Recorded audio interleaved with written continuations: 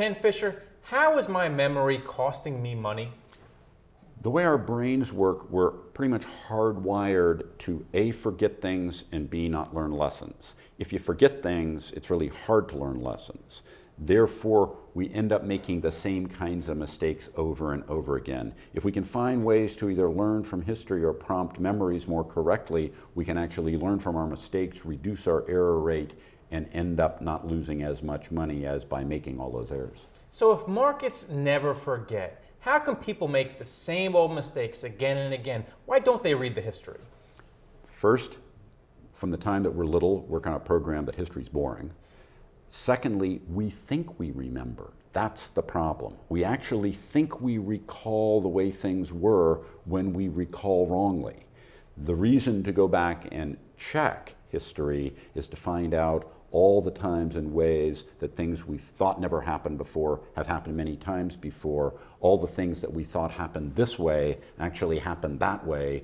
And so, for example, people regularly throughout the course of this economic expansion have talked about how can we do well when unemployment is so high? You've heard that over and over and over and over.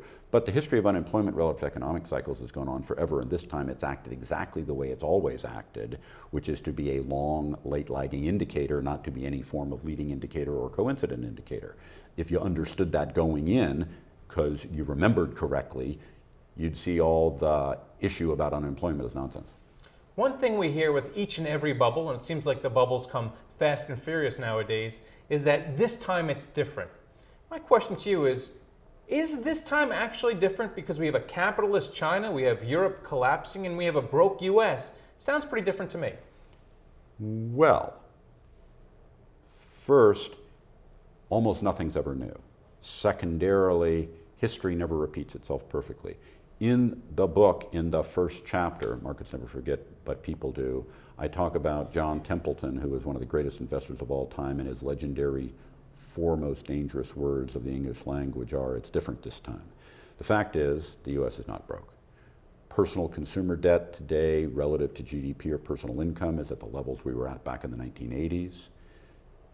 Federal interest payments as a percent of GDP or tax revenue are half of what they were 20 years ago, a point that almost no one appreciates. If they could have been double this level 20 years ago, we're not even close to broke. No one will accept that, because when you say that to someone, they react like you're crazy because their memories are wrong, and that's where they get into trouble. So finally, how do I make money from this period?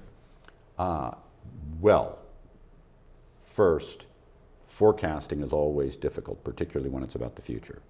Secondarily, my view is people are and have been in 2011 moved from where we talked earlier in the year when I said that I expected a flattish year this year because there were both too many bulls and too many bears, to where we've moved more toward the fear side and the negative side with all the blather about Europe, which is mostly false fears, in my view. But coming out of that, and as you get past the Italian debt maturity rollover in the first quarter of 2012, you get an increasingly nice world, and my view is this is a great time to be optimistic. Thanks a lot. Thank you.